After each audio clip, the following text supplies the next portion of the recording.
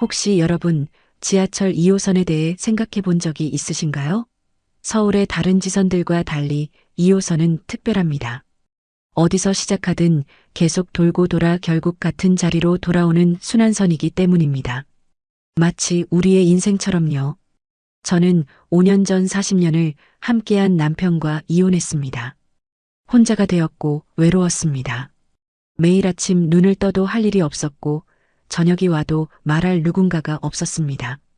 65세의 나이에 이혼한다는 건 뭔가 끝나버린 것 같았습니다. 아, 이제 내 인생은 여기서 끝이구나. 남은 시간은 그냥 버티는 시간이구나. 그렇게 생각했었습니다. 그런데 어느 날 저는 지하철 2호선을 타고 어떤 장소로 향했습니다. 그리고 그곳에서 제 인생을 완전히 바꿔놓은 그런 만남을 가졌습니다. 여러분, 60대, 70대가 되어 흰머리가 생기고 주름이 늘어났다고 해서 누군가를 다시 만나고 사랑하는 것이 주책일까요? 저도 지하철 2호선에 오르기 전까지는 그렇게 생각했습니다. 나이 들어서 무슨 연애야, 무슨 사랑이야 하지만 지금은 남은 인생 더 뜨겁게 사랑하고 싶습니다. 나이가 들어서의 사랑은 더 깊고 더 진실하고 더 소중하기 때문입니다. 지하철 2호선처럼 계속해서 순환하며 더 깊어질 수 있습니다. 이 이야기가 혹시 여러분도 65세, 70대가 되어도 외로움 속에 갇혀 살 필요가 없다는 것을 알려드릴 수 있기를 바랍니다. 누군가를 기다릴 수 있다는 것, 누군가에게 사랑받을 수 있다는 것, 그리고 나이라는 게 사랑의 방해물이 아니라는 것을 말입니다. 사랑하는 청취자 여러분, 제 이야기를 끝까지 들어주세요. 그리고 혹시 여러분도 비슷한 경험이 있으시다면 댓글로 나누어 주세요. 우리가 혼자가 아니라는 것을, 나이가 들어도 생명은 계속된다는 것을 함께 확인하고 싶습니다. 시청 전 구독과 좋아요, 그리고 알람 설정해 주시면 매일 새로운 이야기로 찾아뵙겠습니다. 5년 전 저는 남편과 황혼 이혼을 했습니다. 결혼 40년 동안 함께 했지만 그 마지막 순간에는 우리가 정말 낯선 사람처럼 느껴졌어요. 아침에 일어나도 그 사람이 옆에 있다는 게 편안함이 아니라 무거움이었고 저녁이 와도 나눌 말이 없었습니다. 마치 같은 집에 살고 있지만 전혀 다른 세상에 사는 사람처럼요. 결국 우리는 말없이 헤어지게 됐습니다. 법적인 절차도 담담했고 감정적인 설득도 없었어요. 그저 우리는 서로 다른 길을 가기로 한 것뿐이었습니다. 이혼 후 처음 몇 년은 정말 힘들었어요. 혼자라는 것이 이렇게까지 무거울 수 있다는 걸 몰랐거든요. 아침에 일어나서 밥을 차려 먹을 누군가가 없다는 것. 밤에 자리에 누웠을 때 누군가의 숨소리가 들려오지 않는다는 것. 이런 사소한 것들이 쌓여서 결국 저를 완전히 무너뜨렸습니다. 저는 아파트 거실에 앉아 있으면 시간이 얼마나 더디게 흐르는지 느껴봤어요. 1시간이 10시간처럼 느껴지고 하루가 한 달처럼 느껴졌습니다. 아파트에서 혼자만의 시간이 계속되었어요. 아침에 눈을 뜨는 것이 힘들었고 밥을 먹어도 맛이 없었으며 밤이 오면 잠을 설쳤습니다. 텔레비전을 켜도 소리만 들릴 뿐 내용이 들어오지 않았습니다. 배우들의 목소리, 웃음소리, 드라마의 격한 장면들도 모두 저와는 무관한 세상의 이야기처럼만 느껴졌어요. 계속해서 힘들어하는 것도 너무 지겨웠고 누군가에게는 폐가 될 것 같았습니다. 매일 아침 눈을 뜨면 하나의 생각만 들었어요. 이날도 어떻게 견뎌내야 할까 하는 그런 생각 말입니다. 65년을 살아오면서 이렇게 의욕이 없어 본 적이 없었어요. 마치 제 인생이 이미 끝난 것처럼 남은 시간은 그냥 채워야 하는 시간 정도로 느껴졌습니다. 딸도 제 이런 모습을 걱정했어요. 가끔 전화를 해서 엄마 건강은 어떠냐고 물었고 나가서 취미 생활도 좀 해보라고 권했습니다. 저는 딸의 목소리에 아, 내가 딸까지 걱정시키고 있구나 하는 죄책감을 느껴야 했습니다. 하지만 그때의 저는 뭘 해야 할지 몰랐어요. 나이 60이 넘어서 갑자기 뭔가를 시작한다는 게 얼마나 어려운지 아세요? 마치 처음부터 다시 시작하는 것처럼 느껴졌거든요. 제 몸도 마음도 뭔가를 시작할 준비가 되어 있지 않았습니다. 그러던 중에 문화센터에서 음악 감상 강좌를 듣게 됐습니다. 딸이 권했거든요. 처음엔 정말 가기 싫었습니다. 사람들 속에 들어가야 한다는 생각만 해도 숨이 막혔거든요. 하지만 딸의 목소리에 담긴 간절함을 외면할 수 없었고 저는 그 강좌에 나갔습니다. 그곳에서 김성령이라고 하는 같은 또래의 여성을 만났습니다. 우리는 강좌가 끝난 후 가끔 차를 마시면서 이야기를 나누게 됐어요. 성령 씨는 항상 밝은 에너지를 갖고 있었고 저는 그런 그녀와 대화하면서 조금씩 마음이 열리는 걸 느꼈습니다. 어느 날 성령 씨가 저에게 물었습니다. 요즘 여행을 다니는 시니어 동호회가 있는데 한번 와보지 않으시겠어요? 저는 처음엔 거절했어요. 나이 든 사람들끼리 뭘 한다는 건지 어색했거든요. 하지만 성영 씨가 자꾸만 권했습니다. 서울 지하철 2호선에 숨은 명소들을 다니는 거라며 정말 좋은 사람들이 많다고 말했어요. 그렇게 몇 번을 권하자 결국 저는 용기를 냈습니다. 5년 동안 웅크렸던 제가 처음으로 뭔가를 하겠다고 결심한 거였어요. 그것도 처음 만나는 사람들과요. 제 가슴은 떨렸지만 뭔가 내 안에 잠들었던 무언가가 깨어나기 시작했습니다. 그것이 제 인생의 모든 것을 바꾸는 시작이 될 줄은 그때는 정말 몰랐습니다. 그 첫 번째 여행지가 봉은사였습니다. 삼성역 6번 출구에서 내려서 코엑스몰을 지나 600m를 올라가야 하는 그곳이요. 아침 일찍 성영 씨를 만났을 때 제 가슴은 철렁철렁 내려앉고 있었습니다. 나이가 들어도 긴장하는 마음이 있는 모양입니다. 지난 5년 동안 느껴본 적 없던 그런 감정이 자꾸만 일렁거렸어요. 저는 그날 아침 서너 번이나 옷을 갈아입었습니다. 처음엔 검은색 바지에 흰색 상의를 입었다가 아니면 파란색 같은 화사한 색이 나을까 생각하며 옷장을 뒤졌어요. 제 모습이 거울에 비쳤을 때 내가 이렇게까지 신경 쓰고 있다니 하는 생각이 들었습니다. 화장도 처음엔 너무 진한 것 같아서 지웠다가 또 너무 밋밋한 것 같아서 다시 했어요. 65세의 나이에 이런 설렘이 있을 수 있다는 게 신기했습니다. 지하철역에서 성영 씨를 만나 걷기 시작했어요. 서울에 이렇게 높은 곳에 절이 있다니 가는 길부터 신기했습니다. 산길을 올라가면서 제 심장이 계속 뛰었어요. 운동해서 그런 걸까? 아니면 긴장해서 그런 걸까? 아니었습니다. 제 마음이 누군가를 기대하고 있었거든요. 그곳에서 만날 누군가가 날 기다리고 있을 거라고 생각했으니까요. 봉은사에 도착했을 때 제일 먼저 하늘을 봤어요. 파란 하늘이 정말 맑았습니다. 서울 한복판에 이렇게 조용하고 고요한 장소가 있다니요. 단풍이 물들기 시작하는 계절이라 나무들이 주황색과 붉은색으로 곱게 물들어 있었습니다. 사람들이 삼삼오오 모여 경내를 돌아다니고 있었고 저는 그 풍경 속에서 뭔가 나도 모를 설렘을 느꼈습니다. 마치 어딘가로 여행을 떠나는 기분 말이에요. 오랫동안 잠들어 있던 제 마음이 조금씩 깨어나고 있는 것 같았어요. 동호회 회원들은 약 15명 정도였어요. 대부분 60대에서 70대의 분들이었고 모두들 활발하고 밝은 분위기였습니다. 그곳에서 저는 처음 그를 봤습니다. 그는 키가 크고 단정한 차림을 하고 있었어요.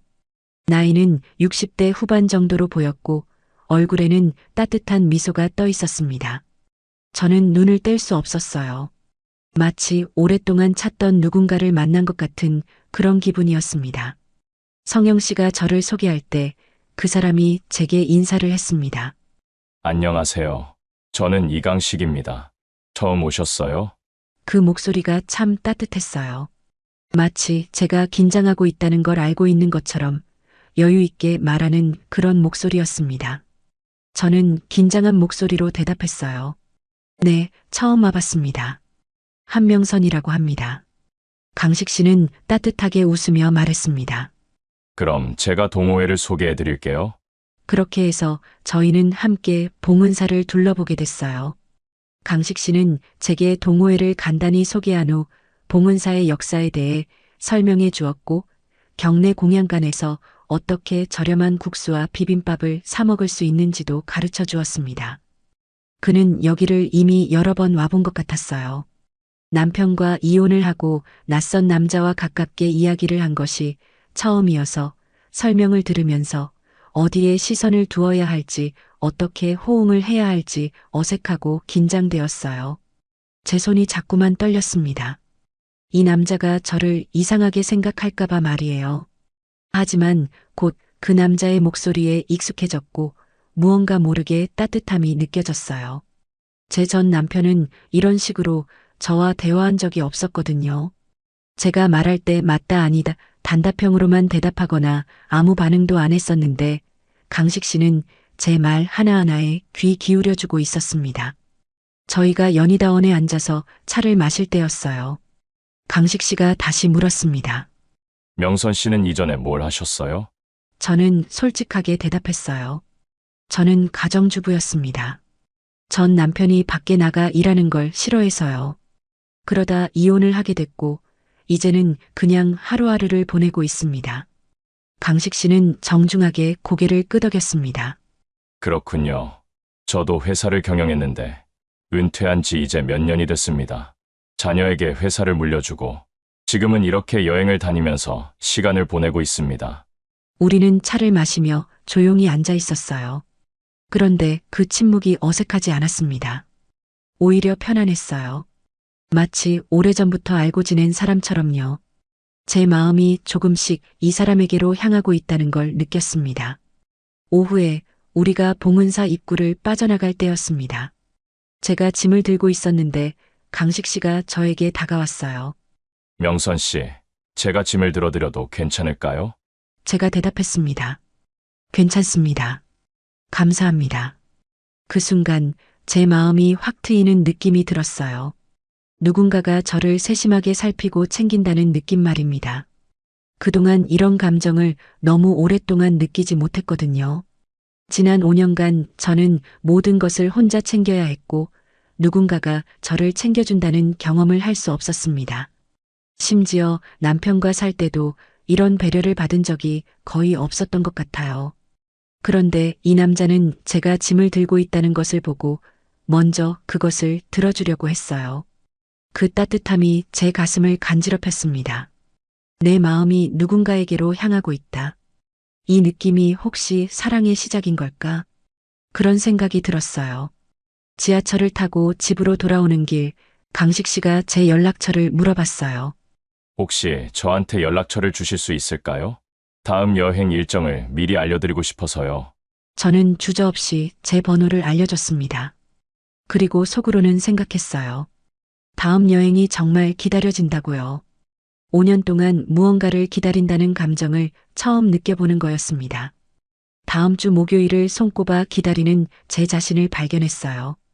다음 주 목요일 우리는 물레동으로 향하기로 했습니다.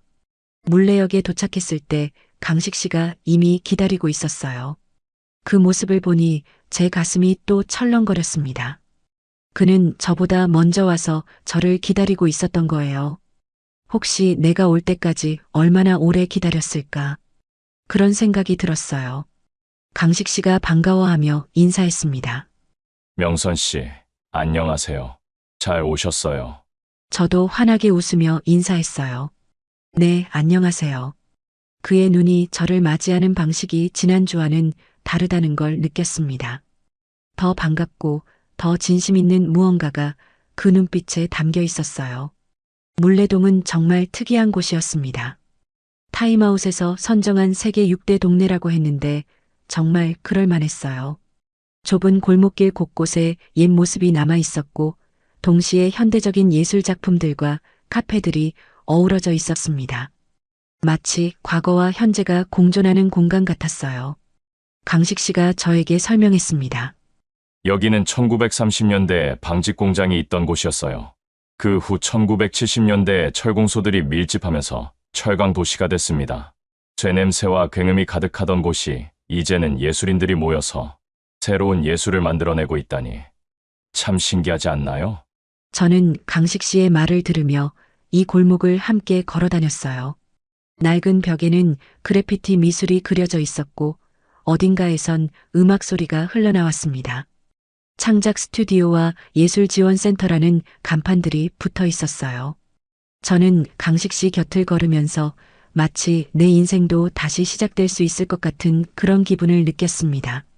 낡은 것도 버리지 않고 새로운 것과 함께 살아갈 수 있다는 느낌이요. 그곳에서 강식 씨와 나누는 대화가 있었습니다. 우리는 한 카페에 앉아서 차를 마시며 인생에 대해 이야기했어요. 강식 씨가 먼저 입을 열었습니다. 명선 씨, 실례가 아니라면 제가 좀 궁금한 걸 물어봐도 괜찮을까요? 이혼 과정이 많이 힘드셨어요? 그 질문이 제게 도움이 됐어요. 누군가 제 이야기를 정말로 듣고 싶어 하고 있다는 느낌이 들었거든요. 저는 잠시 생각을 했습니다.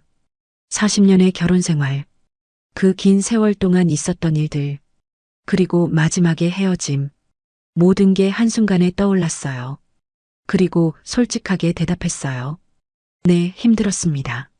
40년을 함께 했는데 마지막에는 정말 낯선 사람처럼 느껴졌거든요. 제가 뭔가 빠뜨린 걸까요? 제가 충분하지 못했나 싶기도 합니다.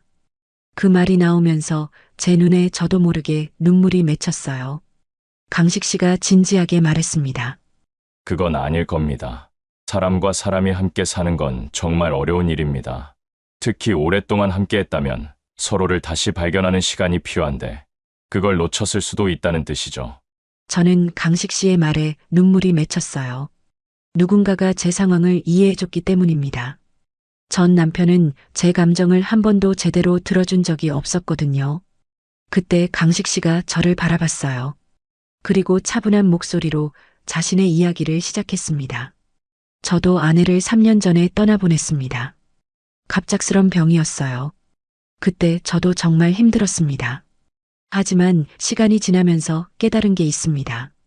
우리가 남은 시간을 헛되이 보낼 수는 없다는 것 말입니다. 남은 시간 얼마나 될지 모르니 정말 행복해야 한다는 것 말이에요. 저는 그 말을 들으면서 강식 씨를 새롭게 바라봤습니다. 이 남자도 누군가를 잃은 아픔을 경험한 사람이구나. 그래서 그럴까? 그런 따뜻함이 나올 수 있었구나. 우리는 사각형 카페 테이블을 사이에 두고 같은 언어로 우리의 아픔을 나눴어요. 5년, 3년. 그 기간 동안 얼마나 고독했는지, 그리고 지금 이 순간이 얼마나 소중한지를 말이에요. 오후 늦게 우리가 다시 거리를 거닐 때였습니다. 날씨가 갑자기 더워졌어요. 햇빛이 정말 따뜻했거든요. 저는 그걸 견디기 힘들어하고 있었는데 강식 씨가 제게 말했습니다. 명선 씨, 혹시 제 우산을 쓰실래요?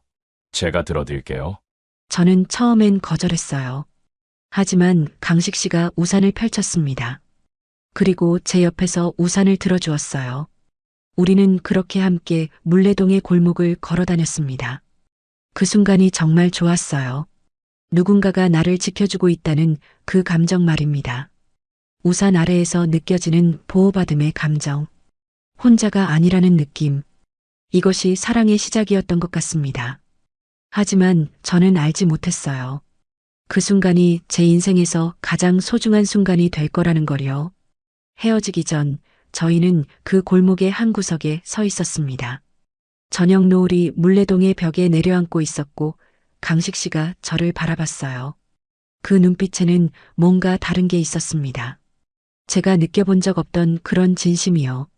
마치 나만을 보고 있다는 그런 느낌이었습니다. 강식 씨가 말했습니다.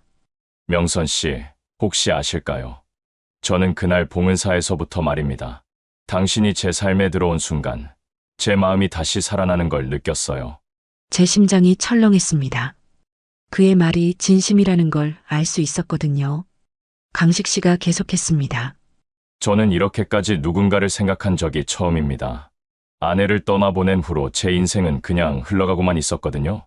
그런데 명선 씨를 만나면서 뭔가 다시 시작될 수 있을 것 같은 그런 느낌이 들었습니다. 저는 대답을 못했어요. 목소리가 나오지 않았거든요. 그 순간 제 눈도 눈물로 가득 찼습니다. 강식 씨가 저에게 조심스럽게 손을 내밀었어요. 명선 씨, 저는 당신이 제 삶에 또 다른 봄을 가져다 주었다고 생각합니다. 그 손을 잡는 순간 저는 제 인생이 바뀌고 있다는 걸 느꼈습니다. 제 몸이 그의 손길에 반응하는 것을 느꼈어요. 그 순간 우리는 물레동의 어두운 골목에서 서로를 안았어요. 사람들이 지나가고 있었지만 저는 신경 쓸 수 없었습니다. 이 순간이 제 인생에서 가장 소중한 순간이 될 거라는 걸 직감했거든요. 강식 씨가 제 귀에 속삭였습니다. 명선 씨, 제가 다시 살아나는 기분입니다. 그 말이 제 가슴을 완전히 녹여내렸습니다. 지하철에 타기 전 강식 씨가 저에게 말했습니다. 명선 씨, 다음 주에도 와 주실 수 있을까요? 저는 명선 씨와 함께 서울을 돌아다니고 싶습니다. 저는 주저없이 대답했어요. 네, 꼭 뵐게요. 내 마음이 누군가에게 이렇게 열려본 적이 얼마나 오래전이었을까? 그 생각이 들었어요. 그 밤 저는 잠을 자지 못했습니다. 자꾸만 웃음이 나왔거든요. 그리고 다음엔 또 무슨 일이 있을까? 하는 기대감이 가득했어요. 그 다음 주에는 서울숲을 가기로 했습니다. 장소가 정해지자 강식 씨에게서 전화가 왔어요. 강식 씨는 전화로 서울숲에 대해 설명해 주었어요. 뚝섬역 근처에 35만 평 규모 생태공원인데 그곳이 옛 뚝섬 경마장 터였다고 설명해 주었습니다. 경마장이 1989년 과천으로 이전되고 2003년부터 숲이 조성되기 시작했다고 했어요. 그러면서 동호회에서 다음 달에 음악회에 가기로 했다고 기대된다고 이야기도 했어요. 강식 씨는 빨리 모임에서 저를 보고 싶다고 말하고 전화를 끊었어요. 저는 그날 약속을 기다리며 또 옷을 여러 번 갈아입었습니다. 이번엔 어떤 옷이 좋을까 하면서 말이에요. 그런데 그날 여행에는 누군가가 새로 참여했어요. 박주미라는 여성이었습니다. 60대 초반 정도로 보이는 여성이었는데 처음 본 순간부터 뭔가 다른 느낌이 들었습니다. 너무 밝고 너무 적극적이었거든요. 그녀는 화려한 목걸이를 하고 있었고 손목에는 고급 시계가 반짝거리고 있었습니다. 그리고 그 여자는 자신감 넘치는 태도로 동호회에 들어섰어요. 마치 자신이 최고라는 듯이 말입니다. 우리가 서울숲에 도착했을 때 박주미 씨가 강식 씨에게 다가갔어요. 주미 씨는 밝게 웃으며 강식 씨에게 인사했고 강식 씨는 처음 온 주미 씨에게 이것저것 설명해 주었어요. 그런데 저는 처음 동호회에 온 주미 씨가 신경이 쓰이기 시작했습니다. 뭔가 자연스럽지 않았거든요. 그 여자의 움직임 하나하나가 계산된 것처럼 보였어요. 주미 씨는 계속 강식 씨 곁에 붙어 다녔습니다. 우리가 서울숲의 습지 생태원을 돌아다닐 때도 한강 수변공원에 앉았을 때도요. 주미 씨는 내내 강식 씨와 대화를 나눴어요. 강식 씨가 음료를 사 먹을 때도 먼저 챙겨주려고 했고 강식 씨가 앉을 자리도 만들어주려고 했습니다. 그런데 저는 그 모습을 지켜보고만 있었어요. 제 가슴은 차고 있었고 목은 메어오고 있었습니다. 혹시 내가 지난주에 느낀 감정이 착각이었을까? 그런 생각이 자꾸만 들었습니다. 강식 씨는 처음부터 누구에게나 다 친절하게 대하는 사람은 아닐까? 내가 특별하다고 생각한 그 따뜻함은 그저 남다를 것이 없는 친절이 아닐까? 그런 생각들이 자꾸만 들었습니다. 하지만 그런 마음 한편에 그럼 강식 씨의 그 고백은 무엇이었을까? 하는 생각도 들었어요. 만약 그 고백이 진심이었다면 강식 씨는 왜 주미 씨를 거절하지 않는 걸까? 왜 계속 설명해주고 챙겨주고 있는 걸까? 혹시 강식 씨도 주미 씨 같은 밝고 활발한 여자를 더 선호하는 건 아닐까? 제 나이, 제 외모, 제 경제력? 모든 게 주미 씨에 비해 부족하다는 생각이 들었어요. 저는 혼자 있는 시간이 많아지면서 점점 침울해졌습니다. 서울숲에서의 여행이 끝나고 집에 돌아가던 길, 저는 강식 씨에게 먼저 말을 걸지 못했어요. 아니, 말을 걸 수 없었어요. 하지만 강식 씨도 저에게 먼저 다가오지 않았어요. 그 침묵 속에서 제 마음은 점점 멀어지기만 했습니다. 그리고 저는 확신하게 됐어요. 강식 씨도 이제 다른 여자에게 관심이 있는 거다. 제 마음은 이미 결정 내려졌습니다. 그리고 그 불안감은 일주일 뒤 시청역 앞에서 극대화됩니다. 밤에 집에 와서도 계속 생각했어요. 주미 씨의 얼굴, 그 여자의 자신감 있는 표정, 강식 씨의 태도. 일주일 동안 잠도 제대로 못 자고 밥도 제대로 못 먹었어요. 강식 씨의 마음이 궁금해 오직 그 생각뿐이었거든요. 그렇게 한 달과도 같은 일주일이 지나 다음 만남이 있는 날이었어요. 시청역 앞 성공의 성당 근처에서 동호회 사람들이 모였어요. 1926년에 건축된 한국 유일의 로마네스크 양식 성당이 뒤에 서 있었고 가을 햇빛이 그 성당을 비추고 있었습니다. 저는 그곳에 도착했을 때부터 뭔가 이상한 기운을 느꼈어요. 공기가 다르다고 할까요? 마치 뭔가 결정적인 일이 일어날 것 같은 그런 기운 말입니다. 제 신체가 반응했어요. 손이 떨렸고 가슴이 철렁거렸습니다. 저는 조심스럽게 주변을 살펴봤어요. 그리고 그때 강식 씨가 보였습니다. 강식 씨의 모습을 보고 저는 정말 당황스러웠어요. 주미 씨가 강식 씨의 팔짱을 끼고 있었던 거예요. 그것도 아주 자연스럽게. 마치 오래전부터 그렇게 해온 사이인 것처럼요. 제 발이 얼어붙었습니다. 아, 이건 그냥 지난번의 불안감이 아니었어요. 이제 이건 확신이 됐습니다. 이 둘 사이에는 뭔가가 있다. 제가 본 이 장면은 우연이 아니라 현실이다. 가슴이 이렇게까지 아파본 적이 없었습니다. 주미 씨의 웃음소리가 들렸어요. 그 웃음은 마치 제게 보여주려는 것처럼 느껴졌습니다. 당신이 함께 하려던 이 남자는 이제 내 것이라고 말하는 것처럼요. 아니면 당신은 나와 경쟁할 수조차 없다는 듯이요. 강식 씨도 그 웃음에 맞춰 웃고 있었어요. 그 장면을 보는 순간 제 가슴이 철렁 내려앉았습니다. 마치 땅이 발 아래에서 꺼지는 느낌이었어요. 혹시 내가 모르는 사이에 저 둘 사이에 무언가가 생긴 걸까? 강식 씨가 나한테 특별한 관심을 갖고 있었던 건 단순히 친절한 것뿐이었나? 아니면 나는 단순한 동호회 회원이었을 뿐이었던 걸까? 물레동에서 나눈 모든 말들이 거짓은 아닐까? 그 고백, 그 손길, 그 따뜻함이 모두 거짓이었단 말인가? 그 생각이 제 마음을 짓눌렀습니다. 우리가 성공의 성당을 둘러보며 설명을 들을 때도 십자가 형상의 건축 구조가 얼마나 대단한지에 대해 들을 때도 저는 앞의 장면만 자꾸만 떠올랐습니다. 주미 씨가 강식 씨의 팔짱을 끼던 그 장면 말입니다. 그리고 그 웃음, 그 자신감 넘치는 웃음, 마치 제가 완전히 사라져버린 것처럼요. 동호회 사람들이 음악회 일정에 대해 이야기할 때 저는 제 스마트폰을 보고 있었어요. 화면에는 아무 메시지도 없었습니다. 하지만 그때 저에게 들린 말이 있었어요. 멀리서 들려오는 주미 씨의 속삭이는 목소리였습니다. 다음 주 목요일 음악회, 우리 둘이 가기로 했어요.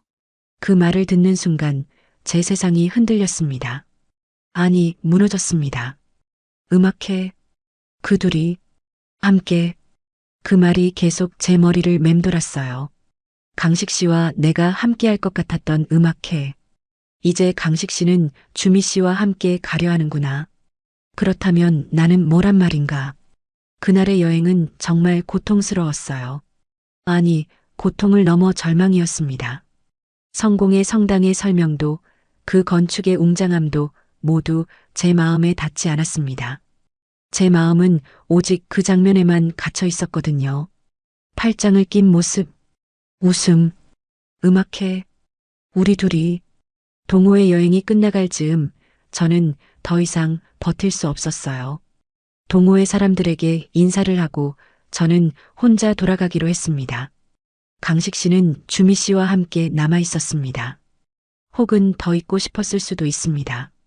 아니면 주미 씨와 함께 어디든 가려고 했을 수도요. 저는 돌아서며 한 번 더 그들을 봤어요. 손을 잡고 있진 않았지만 팔짱을 낀 두 사람의 모습, 그 모습은 손을 잡은 것보다 더 친밀한 것 같았습니다. 그 밤 저는 집에 돌아와서 한참을 울었습니다.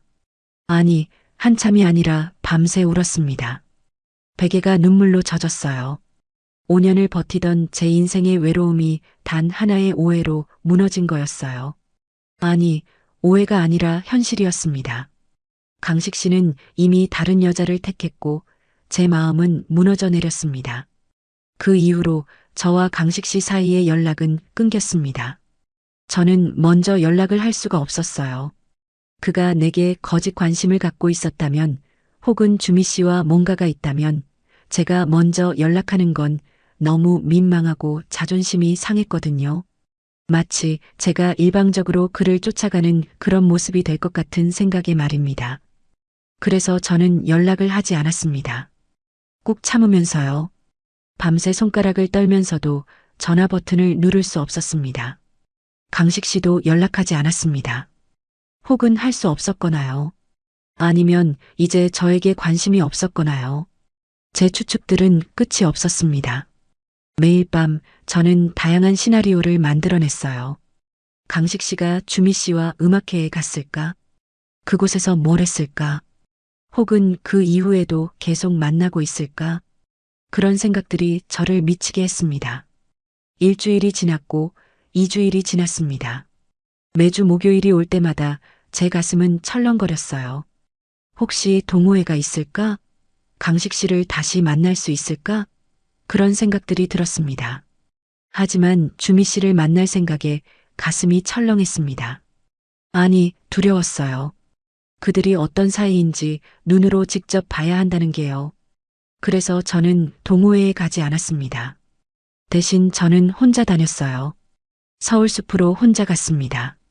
그곳의 나비 정원을 돌아다니며 나 혼자만의 시간을 보냈어요. 곤충 식물원도 구경했고 한강 수변을 따라 혼자 걸었습니다. 주말 오후에 서울숲은 사람들로 가득했습니다.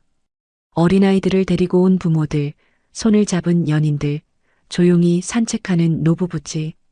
그 모습들이 제 마음을 자꾸만 자극했습니다. 그곳에서 누군가와 함께한 시간들이 자꾸만 떠올랐습니다.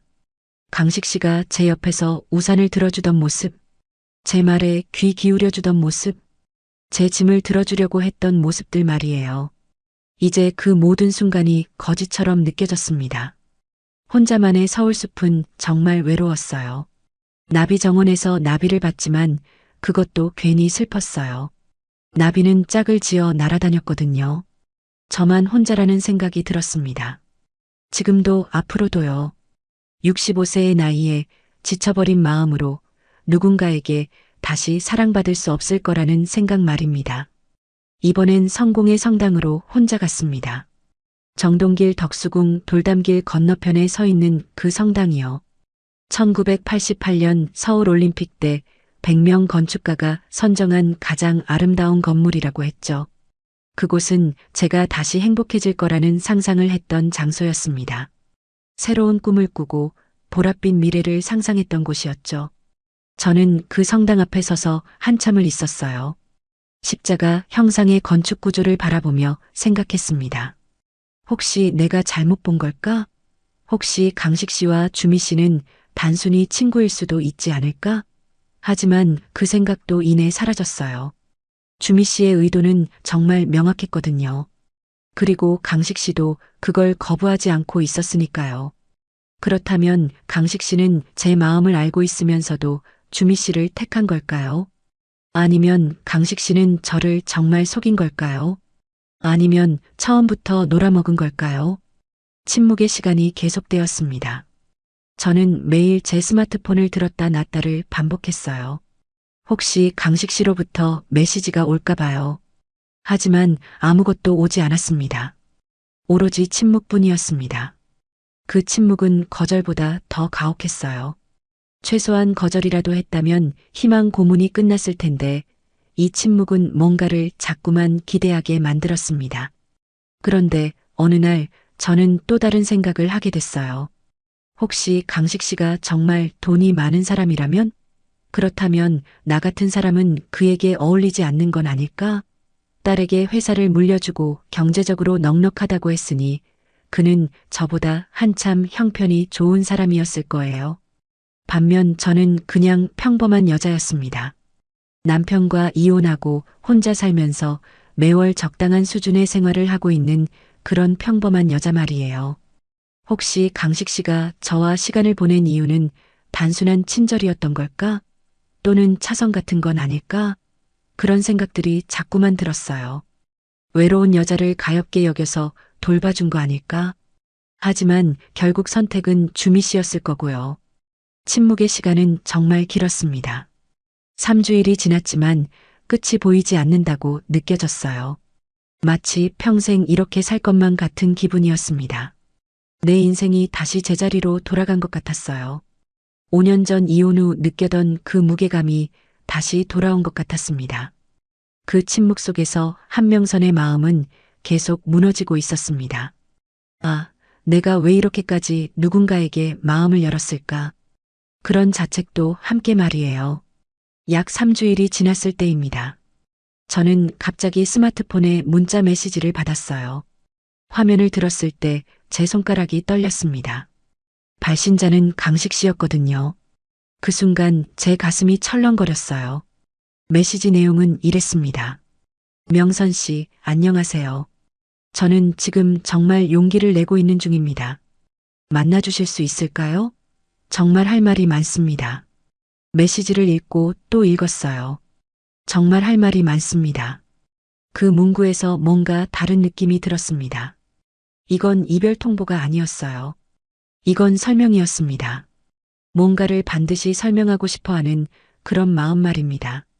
하지만 저는 여전히 희망과 절망 사이에서 흔들렸습니다. 혹시 모르니까요.